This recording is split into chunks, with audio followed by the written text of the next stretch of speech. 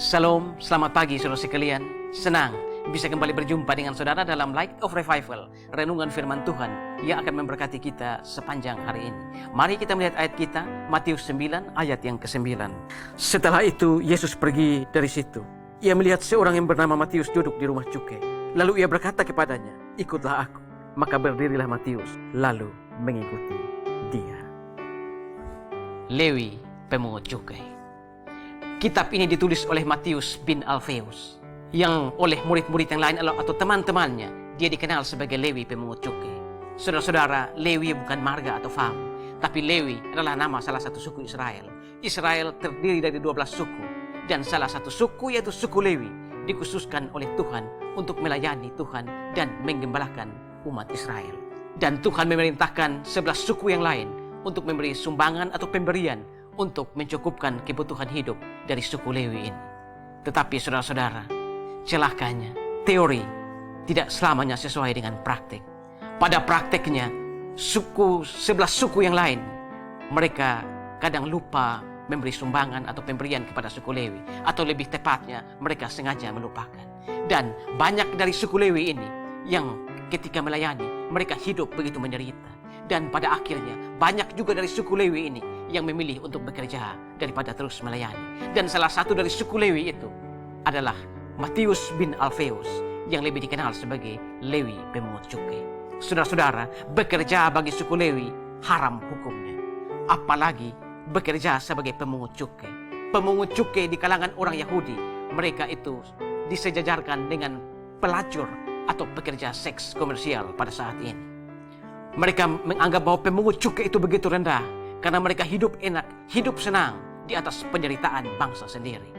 Dan ketika bekerja sebagai seorang pemungut cukai, apalagi seorang suku Lewi, dia akan menjadi omongan orang.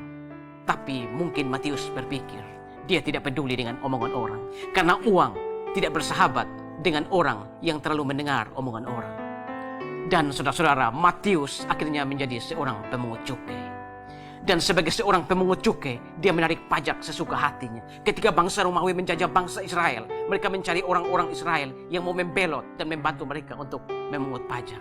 Pajak yang ditetapkan oleh bangsa Romawi tidak terlalu besar, tetapi para pemungut cukai ini menarik pajak sesuka hati mereka. Orang-orang Israel tidak berani dengan para pemungut cukai ini karena di belakang mereka ada tentara-tentara Romawi. Ketika mereka melakukan sesuatu yang buruk kepada para pemungut cukai, mereka akan berhadapan dengan tentara Romawi yang notabene adalah penjajah mereka pada saat itu. Dan saudara-saudara, Matius akhirnya hidup enak. Uang mulai mengalir ke kantongnya. Dia mulai memiliki segalanya. Memiliki rumah, memiliki segala sesuatu. Tetapi ketika dia memiliki semuanya itu, Matius mulai merasa bahwa ternyata hatinya kosong.